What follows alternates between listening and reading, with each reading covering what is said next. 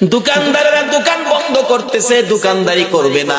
আসওয়াদ নিজেকে নিজে প্রশ্ন করে, ও আসওয়াদ, নবী বলে যুদ্ধে যাইতেছে, তুই কি এখন যুদ্ধের বাজার করবি না বিয়ের বাজার করবি? মন ফাইসালা দিলেন নবী যুদ্ধে যাবে, বিয়ের বাজার করব না। বিয়ের বাজারের সবগুলো টাকা লইয়া, নবীর ভালোবাসা কাকে কয়, একটা তরবারি বিয়ের বাজারের টাকা দিয়ে যুদ্ধের বাজার তরবারি কিনে নবীর পিছে পিছে দৌড়াইয়া যুদ্ধের ময়দানে যুদ্ধ করতে করতে হযরতে আসওয়াদ শহীদ হয়ে গেছে। যে যুদ্ধে 70 জন সাহাবা জীবন দিয়েছে, আমার নবী যুদ্ধ শেষে ডাকতেছেন, সাহাবীরা রে, আমার শহীদদেরকে দাফন কর, গোসল দিস না রে, রক্ত মাখা জামা গুলো পাল্টাস না, রক্ত মাখা জামা সহ দাফন করে দে। আমি নবী হাসরের ময়দানে আমার আল্লাহরে দেখাবো আমার উম্মতেরা কত পাগল ছিল। সেই নবীর ভালোবাসায় কারা বসে আছে? আমার নবী দাফনের নির্দেশ দিলে 69 জনকে রক্ত মাখা জামা কাপড় সহ দাফন করা হলো। 70-এর মাথায় দূরে পড়ে আছে হযরতে আসওয়াদ। নবী বলেন, সাহাবীরা রে, আমার আসওয়াদ বিয়ে করতে গিয়েছিল, এই ময়দানে দেখা যায়। একজন বলেন, হুজুর আমি দেখেছি বিয়ের বাজারে টাকা দিয়ে আপনার কথা শুনে যুদ্ধের বাজার করে জীবন দিয়ে ফেলেছে। আমার নবী বলেন, কাছে যাইয়া দেখি নতুন তরবারিটা হাতে চিত হয়ে পড়ে আছে, জিহ্বাটা বাহির হয়ে কপালে লাইগা রইছে, কলিজাটা বাহির হইয়া থরথর করে কাঁপতেছে। আমার নবীটাকে, আসওয়াদ রে, মদিনার হুর নিলি না, নবীর ভালোবাসায় জীবন দিলি রে, কলিজা দেখাইয়া বিদায় হইলি, মাউদ আমার আসওয়াদ তুই কি দিবা গো আল্লাহ? নবী বলেন, আমি কবরের পাশে দাঁড়িয়ে আছি, আসওয়াদের লাশটা ধরে ধরে নিয়ে আনতেছি কবরে দেওয়ার জন্য। নবীজি কবরের দিকে তাকাইয়া মুস্কি মুস্কি হাসতেছেন। সাহাবীরা বলেন, ইয়া রাসূলুল্লাহ, এই কবরের দিকে তাকাইয়া মুস্কি মুস্কি হাসার কারণ কি? আমার নবী বলেন, সাহাবীরা রে, আমি যা দেখি তোমরা তা দেখো না, আমি যা জানি তোমরা তা জানো না। হুজুর কি দেখে হাসলেন আমরা জানতে চাই।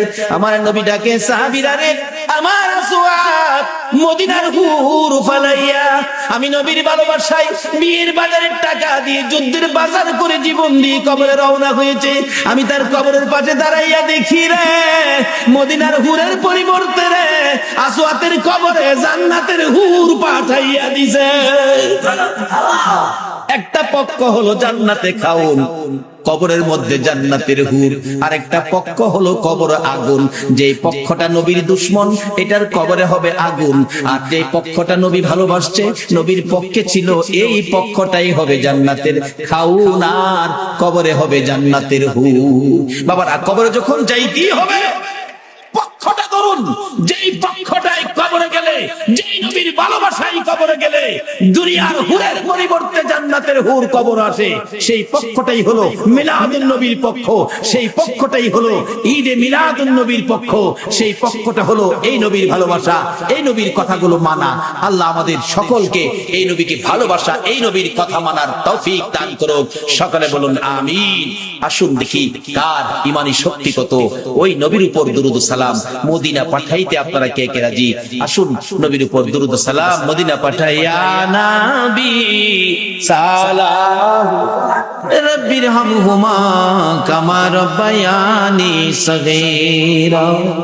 রব্বুল আলামিন জান্নাতের বাগানে বসে জান্নাতি মেহমান লইয়া তুমি যার প্রেমে সব বানাইছো, ওই নবীর আশিক পাগল লইয়া বাংলার জমিন থেকে দুরূদ ও সালাম মদিনা পাঠাইছি গো আল্লাহ।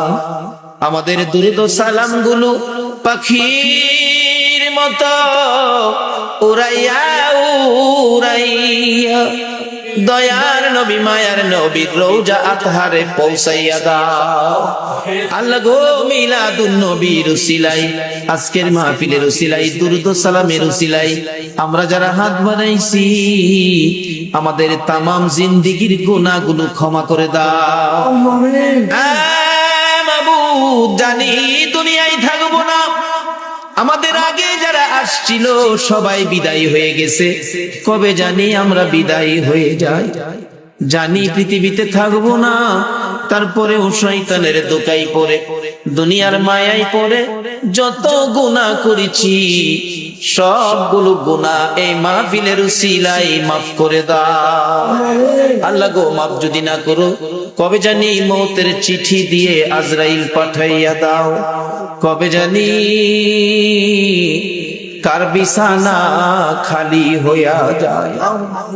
কবে জানি বড় বাড়ি বড় ঘর সুন্দর বিছানা থেকে চারজনে দৌড়ে দৌড়ে টাইনা টাইনা বাহির করবে।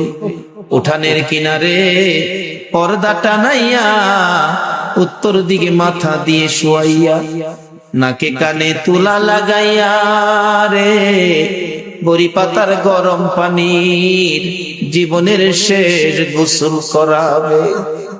আদুরের সন্তানেরা বারিন্দায় দাঁড়ায়া দাঁড়ায়া ডাকবে, বাবা গো পর্দার ভিতরে কিসের গোসল করো গো বাবা। মা টাইনা টাইনা সন্তানের বুকে জড়াবে, আয় এতিম, এতিম রে আয় আমার বুকে আয়, তোর বাবা যেই গোসল করে রে আজ থেকে তোমরা এতিম হইয়া গেছো। মউত কত এতিম দেখি রাস্তায় রাস্তায় দাঁড়ায়া কান্দে। একটা এতিম ছেলে ঈদের দিন পুরান জামা কাপড় লাগাইয়া কান্দে। জিজ্ঞেস করি, বাবা কেন কান্দো? হুজুর সবাই নতুন জামা পরলো, আমার নতুন জামা নাই। কেন নতুন জামা নাই? বাবাকে বলো নতুন জামা দিবে। ছেলেটা কান্দে, হুজুর আমার বাবা নাই, আমি এতিম গো এতিম, একটা জামা কিনার মতো আমার কেউ নাই গো। ও এতিম রে এতিম, কবে জানি কার সন্তানেরা এতিম হয়ে যায়, কবে জানি কার জীবনের শেষ গোসল, কবে জানি কার জীবনের শেষ পোশাক সাদা কাপড় লাইগা যায়। ওই দিন আসার আগে এই মাহফিলের উসিলায় আমাদের সবাইকে তুমি মাফ করে দাও। আমাদের মধ্যে যারা বিপদে আছে বিপদ থেকে উদ্ধার করে দাও, যারা ঋণগ্রস্ত আছে ঋণ থেকে মুক্ত করে দাও। আল্লাহ গো, ও আমার আল্লাহ, যাদের ছেলে নাই ছেলে দাও, যাদের মেয়ে নাই মেয়ে দাও, যাদের ছেলেও নাই মেয়েও নাই ছেলে মেয়ে দিয়ে তাদের কলিজা ঠান্ডা করে দাও গো আল্লাহ। হ্যাঁ মাবুদ, আমাদের মধ্যে যারা নামাজি নামাজ কবুল করে নাও, যারা নামাজ পড়ে না নামাজের বুঝদান করে দাও, যারা ব্যবসা করে ব্যবসায় বরকত দাও, যারা চাকরি করে পদোন্নতি দান করে দাও, যারা গৃহস্থী করে জমির ফসলে বরকত দাও। আল্লাহ গো, যারা মক্কা মদিনা যাওয়ার পাগল পাখির মতো উড়াইয়া মক্কা আর মদিনা লইয়া যাও গো আল্লাহ। হ্যাঁ মাবুদ, যারা বিদেশ থাকে সকল বিদেশি ভাইদেরকে হেফাজতে রাখো গো আল্লাহ। যারা বিদেশ যাবে তাদের মনের আশা পুরা করে দাও গো আল্লাহ। খাস করে আজকের মাহফিল কমিটি সোনার ছেলেদেরকে তোমার নবীর পক্ষে কবুল করো গো আল্লাহ।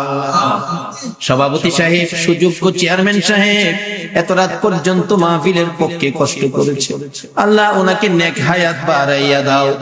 এই পর্যন্ত যারা মাহফিলে মিলাদুন নবীর পক্ষে কষ্ট করে বসে আছে গো, সবাইকে তোমার নবীর স্বপ্নের দিদার দেখাইয়া দিও গো আল্লাহ। তোমার নবীর স্বপ্নে না দেখাইয়া কারু গায়ে সাদা কাপড় লাগাইও না গো আল্লাহ। মিলাদুন নবীর পক্ষে যারা বসা সকলকে তুমি আপদ বিপদ আযাব গজব অ্যাক্সিডেন্ট বা মুসিবত শয়তানের শয়তানি দুশমনের দুশমনি হইতে বাঁচাইয়া রহমত বরকত শান্তি দ্বারা ভরপুর করে দাও গো আল্লাহ। আল্লাহ খাস করে দোয়ার দরখাস্ত করেছেন, এই মাহফিলে সাহায্য করেছেন প্রবাসী ভাইয়েরা, আল্লাহ যাদের সহযোগিতায় এই মাহফিল কায়েম হয়েছে, আল্লাহ তাদের নবীজি রওজার পাশে চলে গিয়েছিল। এরপরে বাদশাহ জঙ্গি নুরউদ্দিন নির্দেশ করলেন নবীজির রওজার চারপাশে নিচ থেকে গর্ত করে, গভীর গর্ত করে সীসা ঢালাই করে একটা বাউন্ডারি দাও, সীসা ঢালাই, যাতে কোনো শত্রু এই আক্রমণ আর কোনোদিন না করতে পারে। আমার আল্লাহ বলেন, বাদশাহ জঙ্গি নুরউদ্দিন রে, আমার বন্ধুর হেফাজতের জন্য তুমি সীসা ঢালাই করে দেওয়াল নির্মাণ দান করেছো, আমি আল্লাহ আজ থেকে কিয়ামত পর্যন্ত বন্ধুর হেফাজতে ফেরেশতা নিযুক্ত করে দিলাম।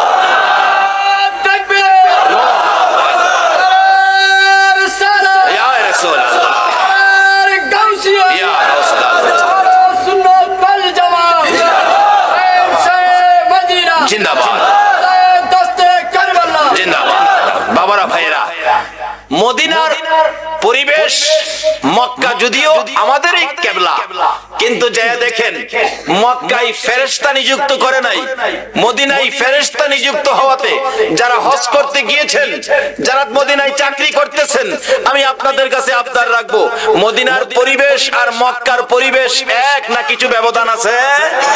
মদিনার পরিবেশ এত শান্ত, আল্লাহু আকবার বলো, কিন্তু মদিনায় শান্ত পরিবেশ, মক্কায় হাউকাউ। কোন কোন এলাকায় আছে ঢাকা গুলিস্তানের মতো দোকানদারিরা দোকানদারি করে, 500 টাকা দাম চাই, 50 টাকা হলে বিক্রি করে। মদিনায় বিক্রি 45 টাকা দামের একটা পাঞ্জাবি 45 টাকা। আমি বারবার বলছি, ওয়াহিদ কালাম আখের কালাম, মানে একটা শেষ কথা কও, এ ডাকতেছে ইয়া হাজি ওয়াহিদ কালাম আখের কালাম, কোনো কথা নাই, এক কথা, কোনো কথা নাই। আর মক্কায় দেখি 500 টাকা দাম চাই, 50 টাকা বিক্রি করে না। যে বেচারা এই জিনিসের আইডিয়া নাই, এত 500 কইলে মিনিমাম 300 কইব, তাহলে হেরে ঠগাইলো না? কিন্তু এই ঠগানের সুযোগ সোনার মদিনায় ওই 3 দুশমনকে 20 ফুট উঁচা করে লাকড়ি জমা করলো, 20 ফুট উঁচা করে লাকড়ি, লাকড়ির উপরে 3 নবীর দুশমনকে হাত পাও বাইদা উপরে রাখছে, নিচে দিয়া আগুন ধরাইছে। মদিনার হাজার হাজার মানুষ দেখছে নবীর দুশমনদেরকে এইভাবে আগুনে পুড়িয়ে ছাই ছাই করে দেওয়া হয়েছে। আমার আল্লাহ কয়, তোমাদের আগুনের পোড়া শেষ হয়েছে, আমার আগুনের পোড়া শেষ হয় নাই।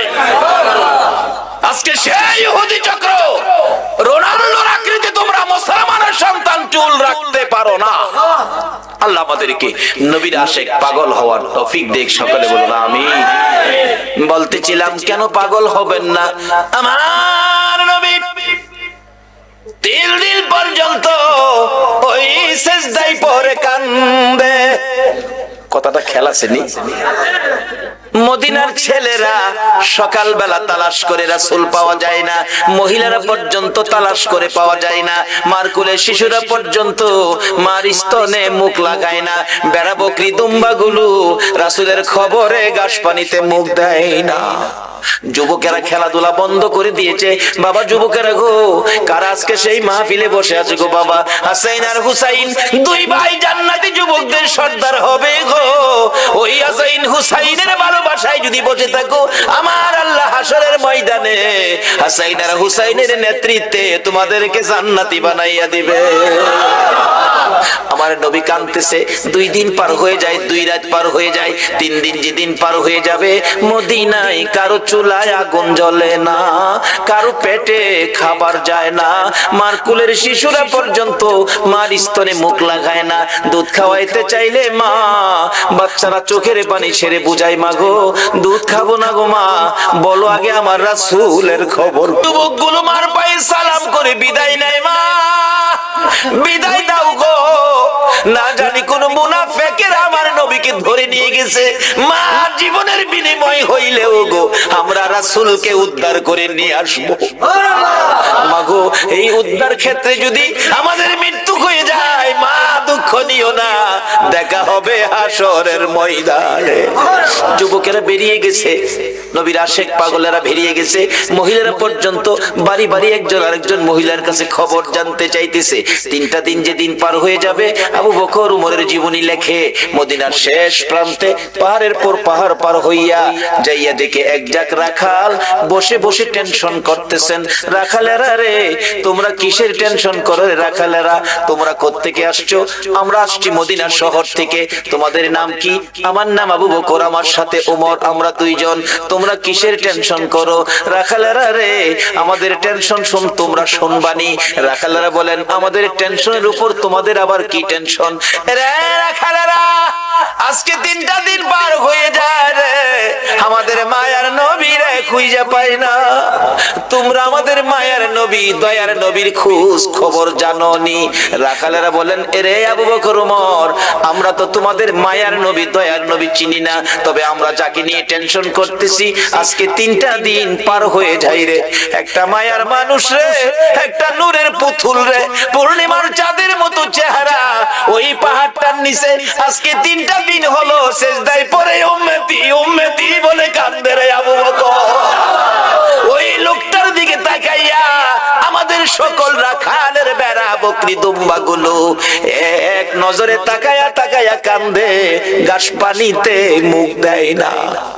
আমরা টেনশনে আছি, এই বেড়া বকরি দুম্বা 3 দিন পার হয়ে গেল, না খায়া কত থাকবে, এখান থেকে নি সরিয়ে নেওয়া যায়। আমরা আঘাত করেছিলাম বেড়া বকরি দুম্বা গুলো সরিয়ে নেওয়ার জন্য। এরে আবু বকর ওমর, এত মার মারছি রে, কোন বেড়া বকরি দুম্বার চামড়া ফাইটা গেছে রে, তারা মার খাইতে রাজি রে, এই লোকটার কাছ থেকে যাইতে রাজি না। আবু বকর একটা চিৎকার মারছে, ওমর, যার মায়ের বেড়া বকরি দুম্বা কান্দে রে, আমাদের রাসূল ছাড়া কেউ না। দুইজনে পাগল পাগল হইয়া দৌড়াইয়া কাছে যাইয়া দেখে আমার নবী সেজদায় পড়ে 3টা দিন পার হয়ে গেছে, 2টা রাত্র পার হয়ে গেছে। আমার নবীর ঘুম নাই, খাবার নাই, বিছানা নাই, এক সেজদায় 3 দিন। বলুন কার মায়ায় নবী কান্দে? আরে দয়ালো নবী, প্রেমের ছবি আর আসবে না জগতে, আমার দয়ালো নবী, প্রেমের ছবি আর আসবে না। হাসর দিনে উম্মত বিনে, হাসর দিনে যাবে না নবীজি বেহেশতে, দয়ালো নবী, প্রেমের ছবি আর আসবে না জগতে, আমার দয়ালো নবী, প্রেমের ছবি আর আসবে না। 63 সাল জিন্দিগি কাছে বলে উম্মতি, 63 সাল জিন্দিগি কাছে বলে উম্মতি, এখনো কান্দে শুয়ে মদিনাতে নবী, এখনো কান্দে শুয়ে মদিনাতে, দয়ালো নবী, প্রেমের ছবি আর আসবে না জগতে, আমার দয়ালো নবী, প্রেমের ছবি আর আসবে না। আমার নবী 3টে দিন পার হয়ে যায়, আপনার আমার ব্যথায় নবী কান্দে। আবু বকর পাশে দাঁড়িয়ে ডাকতেছে, ইয়া রাসূলুল্লাহ, 3টা দিন পার হয়ে গেল গো, আমি আবু বকরকে বুইলা কেমনে রইলেন? আপনি মক্কা থেকে হিজরত করে মদিনায় যাবেন, 6 মাস আগে আমার কানে খবর দিয়েছিলেন, আজকে 3টা দিন পার হলো, শহর থেকে বেরিয়ে মদিনার পাহাড়ে চলে যাবেন, একটু খবর আমারে দিলেন না। হুজুর, বুঝেছি উম্মতের ব্যথা লইয়া বুঝি কান্দেন। নবী গো, আর কানতে হবে না, আমি আবু বকরের তামাম জিন্দেগীর নেকি আপনার উম্মতের জন্য দান করে দিলাম। আমার নবী আবু বকরের কথায় মাথা উঠাবে না, আমার আল্লাহ যদি ফায়সালা না দেয় নবী শুনবে না। ওমর ডাকলেন, আমি সব নেকি দান করে দিলাম, মাথা উঠায় না। দুইজন একজনের দিকে আরেকজন তাকায়, রে আবু বকর। আবু বকর ডাকে, ওমর, কেমনে রে নবীরে মদিনায় নেওয়া যাবে? ওমর একটা ফায়সালা দিলেন মদিনা নেওয়ার জন্য। কি করতে পারি? আসো আমরা মদিনার থেকে অনেক সাহাবী মিলে আসি নবীর দরবারে। শত শত সাহাবীরা ডাক দিলে নবী মাথা উঠাবে, সাহাবীদের জন্য নবীর অনেক মায়া আছে। এবার ডাকতেছে, ওমর, রে আবু বকর, তুমি ডাক দিলা, আমি ডাক দিলাম, মাথা যখন উঠায় না রে, সাহাবীরা ডাকলে নবী মাথা উঠাবে না। এমন একজন ব্যক্তি, এমন 2জন ব্যক্তির নাম আমি ওমর বলবো, আমার মন কয় তারা ডাক দিলে নবী মাথা উঠাবে। কার কথা বলবি? আবু বকর বলতেছেন। ওমর বলে, রে আবু বকর, আমি একদিন দেখেছি মসজিদে নববীর বারিন্দায় নবীজি বসে আছে, কোত্থেকে জানি 2 ভাই হাসাইন আর হুসাইন দৌড়া এসে নবীজির গলায় ধরে ডাকতেছে, নানা গো, নানা, নানা গো, মদিনার ছেলেরা ঘোড়া দৌড়াই গো নানা, আমরা দুই ভাইয়ের মন চাই ঘোড়ার উপরে উঠতে, আমরা একটা ঘোড়া কিনা দিবেননি, আমরা দুই ভাইকে ঘোড়া দৌড়াইবার সুযোগ করে দিবেননি। আমার নবী বলেন, তোমাদের বাবার কাছে মার কাছে যাও, টাকা দিলে ঘোড়া কিনা দিব। দুইজন জবাব দেয়, বাবা কোত্থেকে দিবে গো নানা, বাবার কাছে বলেছিলাম একটা টাকাও নাই।